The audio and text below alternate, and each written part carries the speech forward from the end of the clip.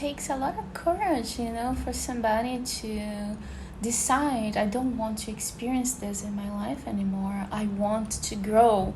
I want to change. I want to live better. It takes courage, because you're gonna have to find and see and face flaws, the fears, the negative limiting beliefs that you've been holding, that are part of yourself. Once I was working with a man from England, and he told me he had something very hard. He felt very uncomfortable for being around men, and he didn't know exactly why, and that was of course impacting his life and social life with friends and work and everything else. So during our session, we went to find the source of it, and we identified that the main pattern that he came, like after a session of questions, and of course he came to see and understand that the belief behind this feeling of unsafety, not feeling comfortable, not feeling relaxed, it came from the belief that man would hurt him.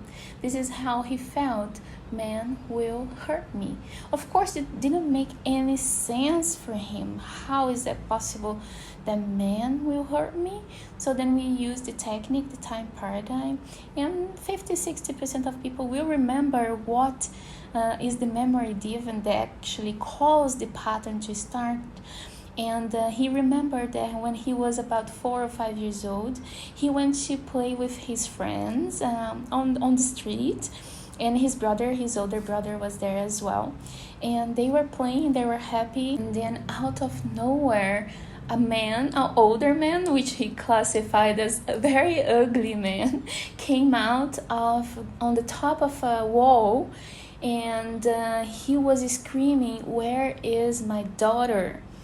And everybody, all the little kids, look at the man, and I think they all felt the same way, and they run like there was no tomorrow. And my client's brother, who was the big brother, he ran in front of him, and he had like small tiny legs, so he was the last one. So he was describing the feeling that he felt. He imagined the ugly old guy getting him and hurting him, and he was fearing so much, and he had to run, and he said he didn't even look back because he was so afraid of the guy caught him and hurting him. So this is how he compromised all his adult life. Very simple childhood event, right? That caused trauma. And from that moment onwards, every time he was surrounded by men, somehow, unconsciously, the same feelings that he felt there were being triggered, and he wouldn't know why. He would never imagine that was the reason.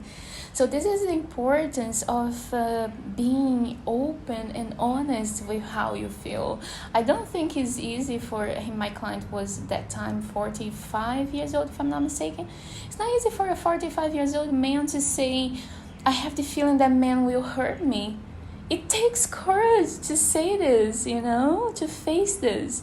And by facing how he actually felt, we could get the pattern and use the technique, the time paradigm technique, and clear the impression that was left in his psyche, and clear the emotion residue that was left in his energy body. So if you're facing situations, cycles, experiences, attracting, learnings that are just constantly repeating themselves, and feeling specific ways that you don't know why, attracting specific type of people, relationships, it must be a reason. There must be a subconscious imprint that was left by trauma.